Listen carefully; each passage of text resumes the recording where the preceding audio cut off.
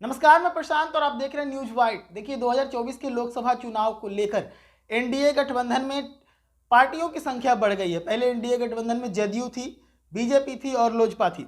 बाद में लोजपा भी दो खेमे में बट गई, तो 3 से 4, और उसके बाद फिर एक नई पार्टी जुटी आरएलएम, जिसका नेतृत्व करते हैं उपेंद्र कुशवाहा। उसके बाद एक और पार्टी जुट गई जीतन राम मांझी की, हम। यानी कि इस वक्त अगर देखा जाए तो कुल 6 पार्टियां हैं जो बिहार एनडीए के सदस्य हैं।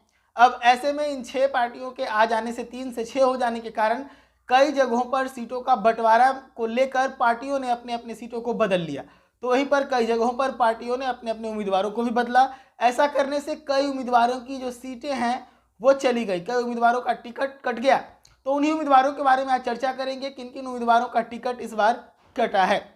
सबसे पहले बात करते हैं नवादा की। तो नवादा से चंदन सिंह लोजपा से उम्मीदवार थे, लेकिन इस बार नवादा की सीट बीजेपी के पास चली गई है। तो बीजेपी के पास चले जाने से विवेक ठाकुर बीजेपी का नेतृत्व करेंगे नवादा से, और चंदन सिंह का टिकट नवादा से तो कटा है, लेकिन अभी भी लोजपा की 4 सीटें जो है वो खाली है, जिस पर किसी भी उम्मीदवार के नाम का घोषणा नहीं हुआ। तो देखने वाली बात है कि क्या उन 4 सीटों में से कहीं पर चंदन सिंह को मौका मिलता है क्या। हालांकि अब अगले सीट की बात करते हैं, तो अगली सीट सासाराम की है। सासाराम से छेदी पासवान बीजेपी का नेतृत्व करते थे, सिटिंग उम्मीदवार थे, लेकिन इसके बावजूद भी बीजेपी ने छेदी पासवान पर इस बार भरोसा नहीं किया। इस बार छेदी पासवान के जगह पर शिवेश राम को बीजेपी ने उतारा है, यानी कि इस बार छेदी पासवान का टिकट कट गया। वहीं अगर दूसरी अगले सीट की बात करें तो वो वाल्मीकि नगर है। वाल्मीकि नगर से बैद्यनाथ महतो जदयू का नेतृत्व कर रहे थे। बैद्यनाथ महतो वहाँ के सिटिंग उम्मीदवार थे, लेकिन इस बार बैद्यनाथ महतो को मौका नहीं मिला। बैद्यनाथ महतो के बदले इस बार बीजेपी ने वहां से सुनील कुमार को मौका दिया है।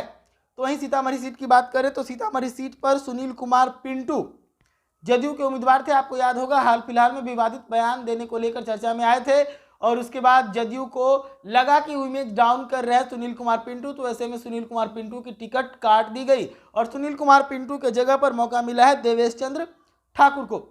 वहीं अगर अगली सीट की बात करें किशनगंज की, तो किशनगंज से जदयू के उम्मीदवार थे सैयद मोहम्मद अशरफ, जो कि पिछली बार हार गए थे। पिछली बार एनडीए ने बस एक सीट बिहार में हारा था, उसमें से एक सीट वही था जिस पर सैयद मोहम्मद अशरफ नेतृत्व कर रहे थे किशनगंज का। इस बार जदयू ने सैयद मोहम्मद अशरफ पर उम्मीद नहीं जताया और नया उम्मीदवार को वहां से उतारा है, जिसका नाम है मुजाहिद आलम। ये भी जदयू के उम्मीदवार हैं। अगला सीट है सिवान। सिवान से कविता सिंह जदयू की उम्मीदवार थी, मजबूत उम्मीदवार थी, लेकिन इसके बावजूद टिकट उनका कट गया। कविता सिंह के जगह पर मौका मिला है विजया लक्ष्मी देवी को।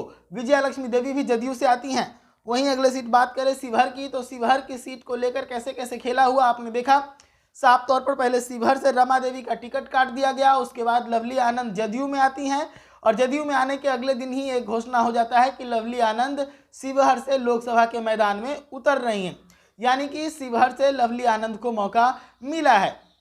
पिछली बार लवली आनंद राजद से लड़ी थी, लेकिन इस बार पार्टी बदले हैं। और आपको याद होगा कि चेतन आनंद ने जिस प्रकार से सरकार बदलने के दरमियान अपना पाला बदला था, उस वक्त कितना नाटकीय परिस्थिति बन गया था उस दरमियान, वो सभी आपसे छुपा नहीं है। उसके बाद से ही ये माना जा रहा था कि पूरा का पूरा आनंद परिवार जो है वो अब राजद को छोड़कर जदयू का दामन थाम लेगा, और राजद परिवार नाराज उस समय से भी था जब से ठाकुर कुआं विवाद हुआ था।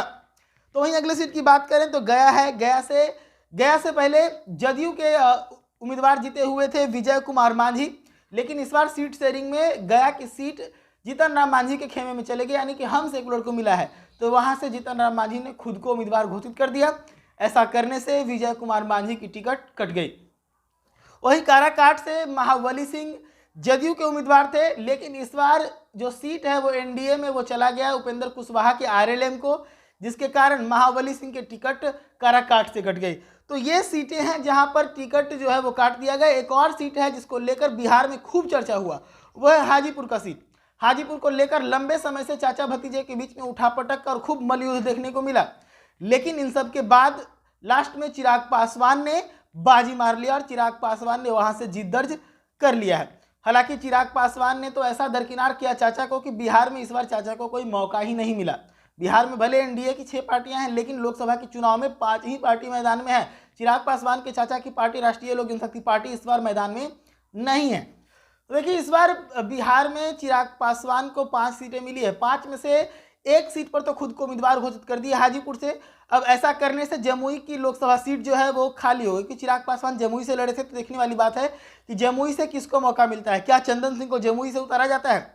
और नजरें इस बात पर भी होगी कि जो बची हुई 3 लोकसभा सीटें हैं, वैशाली, समस्तीपुर और खगड़िया, इन तीनों सीटों पर से किसी का टिकट कटता है या फिर उन्हें दोबारा मैदान में लाया जाता है। ये सभी जो बातें हैं, इन सभी बातों पर सभी की निगाहें टिकी होंगी। चिराग पासवान पूरे तरीके से नए उम्मीद के साथ इस बार मैदान में उतरे हैं, तो हो सकता है कि इन तीनों सीटों पर से भी जो है उम्मीदवारों को बदला जाए। हालांकि जो भी इस पर अपडेट आएगा हम आपको जरूर बताएंगे। तब तक के लिए जुड़े रहेगा न्यूज़ बाइट के साथ। धन्यवाद।